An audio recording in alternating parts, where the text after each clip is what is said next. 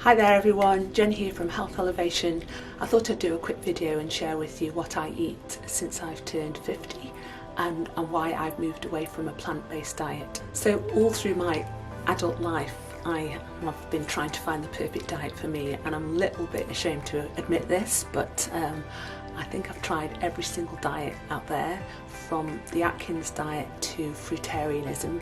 I think I'm going to put a list, just because you might not believe me, of all the diets that I've tried over the years. And it's not just a case of trying a diet for 2 weeks and seeing how it goes, not in my world anyway.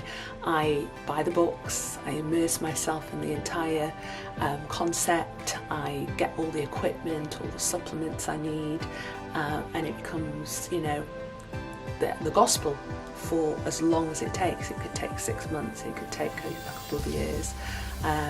But that's who I am, I'm afraid. I just, that's the way I have to do it. I have to be totally committed to it.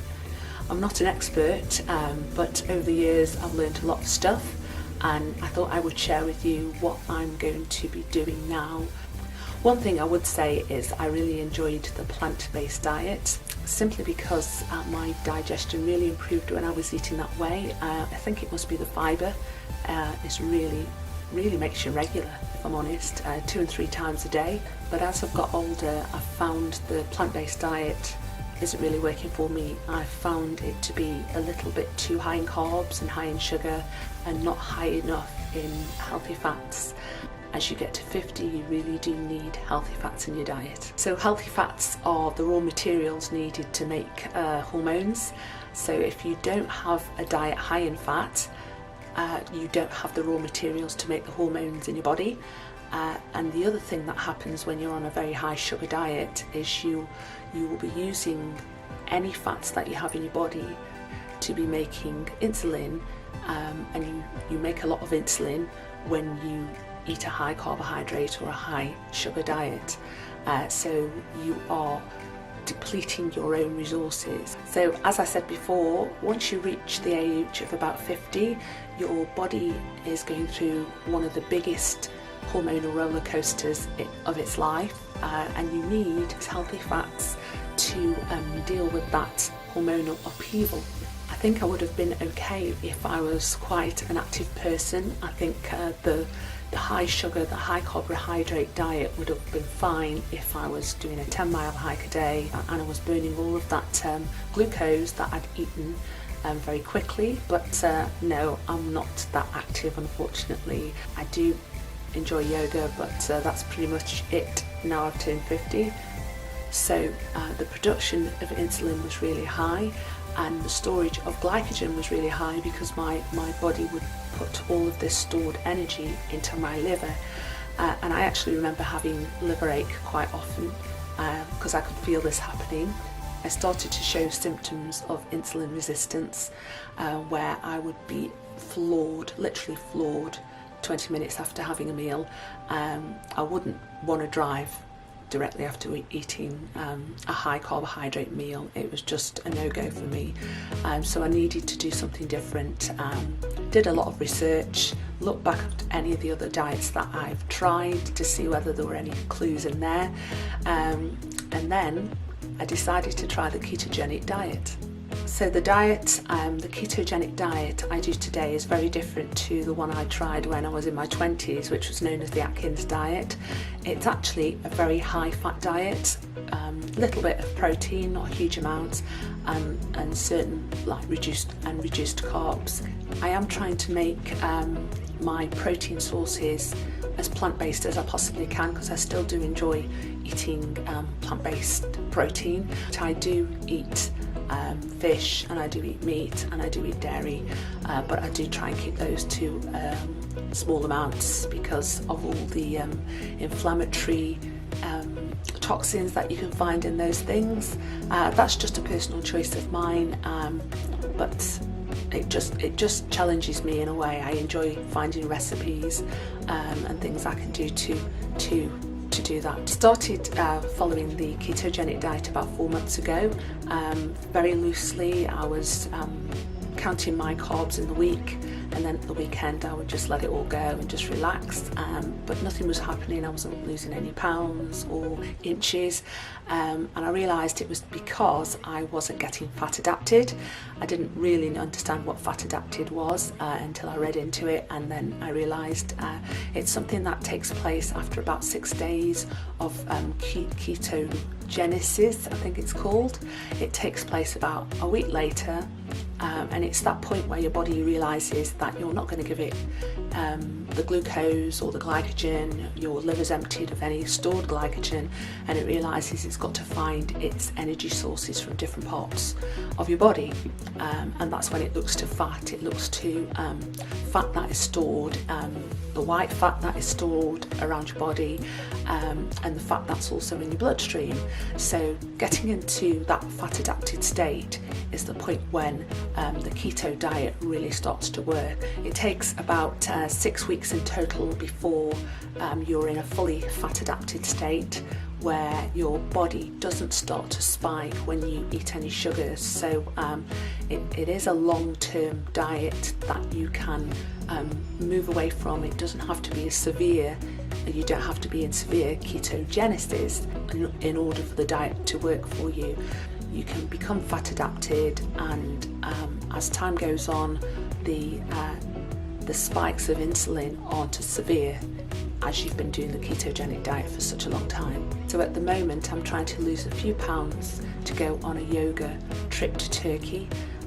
It's only about 8 days away, so I haven't really got a huge amount of time to do that, but I'm not actually too concerned about what the scales say. I'm more focused on how my clothes feel, how easy they are to pull on. I've been strict with my carb counting for the last 5 days, and I can already feel a difference in how my clothes are fitting. So I've got less than a week, and I want to just see if I can get to that point where I'm feeling a bit more comfortable. I work on counting net carbs, which are total carbohydrates minus the fibre, and that's your net carb amount.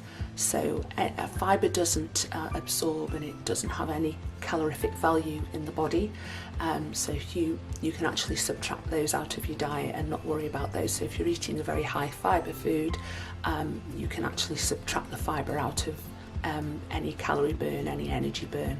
So the net carbs are what I'm counting. I'm limiting myself to 30 grams of net carbs per day, and that's about 8% of my total macronutrients. I'm eating 1600 calories per day, and the other percentages are 73% of fat and 73 of fat and 19% of protein. And actually I've realised how little fat I'm eating in my diet. Fat is the magic one, really. That is the one that your body needs to burn. It stems cravings, you help yourself to feel full and satisfied for longer. So I'm trying really hard to up my macronutrient of fat. I've made some fat bombs, and I've also started drinking a keto coffee in the morning with a tablespoon of coconut oil blended in with some cinnamon, a bit of stevia, and that keeps me going until lunchtime, and it seems to be really working. I've also purchased an app called the Keto Diet app. This is a brilliant app. I've been using FitnessPal for many years, and I know it cost me £9 to buy, but I think it's absolutely worth it. Firstly, because it works in net carbs. I'm not there trying to work out how much fibre you need to subtract from your carb total. It's already done for you. You can upload your own food, the foods that you buy from the grocery store, or you can also search for foods, generalised foods that are available in the app. What the app does is average out what anything is. So if you choose a avocado, it will find the average avocado nutrient information, and it will put that into your app. So it just saves a lot of the bother. You can also upload your meals, your favourite recipes, Takes a little bit of time to do, so you know, the last few days I've just been plugging in information here, there and everywhere, and every time I see a barcode I'm swiping it and trying to upload the information. If they don't recognise the barcode, you can manually upload all the information, all the calories, the net carbs, the fibre, that kind of thing. Just one point though, in the UK and I think also in Australia, net carbs have already been subtracted from the fibre. So when you see on our nutritional labels net carbs, don't go and subtract the fibre away from it again, or else you'll be double subtracting, which will skew your figures and actually skew your success results. The other thing I've had to look at is my mineral content.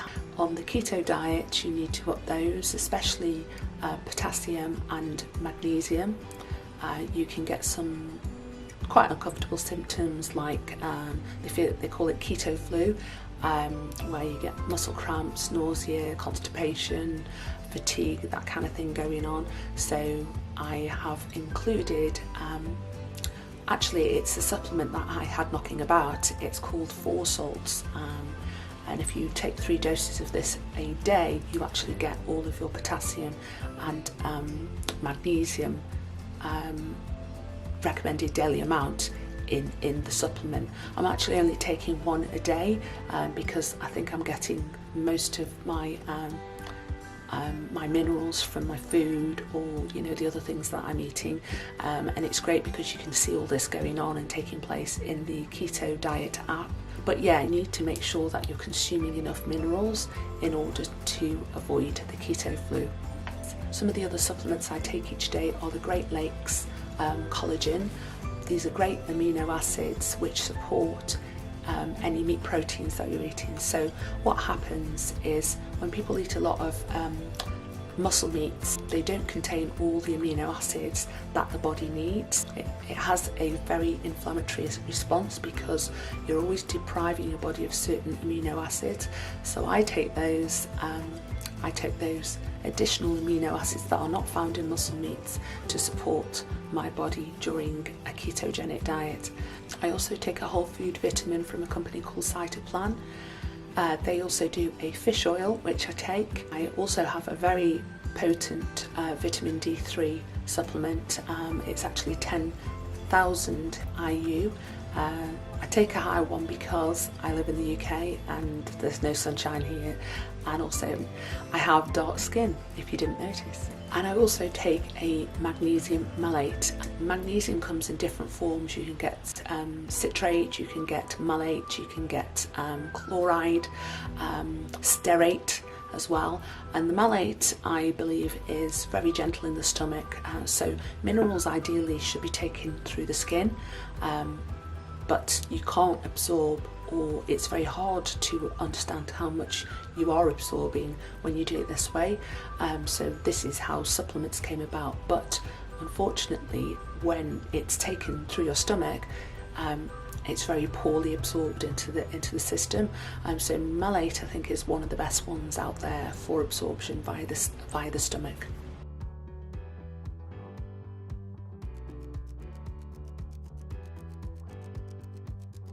So when it comes to exercise, this is the best bit about the keto diet, because it's not actually a requirement, which I love. I don't really obsess about exercise. I'll do it, but I don't particularly enjoy it. I love to do yoga. I love to do very peaceful movements, but no thrashing myself about these days. My knees aren't up to it and my ankles are not up to it anymore, so I just like to take it steady. So yes, there's no real requirement to do lots of exercise. If you enjoy it, then I'm sure that will speed up your success results, but there's no requirement to go crazy with the exercise. Of course, it is really good to move your body. I'm not condoning sitting on the couch and watching back to back on Netflix. That's not good. Moving your body removes toxins and making you feel more energized. So, you know, do something. Don't sit still. Try and do something once every other day, and you choose what that is. So that's my video for now. I hope you enjoyed it. I hope you found it useful and it gave you a bit of an insight into keto eating. I'm hopefully going to share my journey over the next week or so. If you are in a similar place to me, or you're just interested to find out more, leave a comment below, like and subscribe, and I hope to see you on the next video. Thanks so much for watching. Take care now.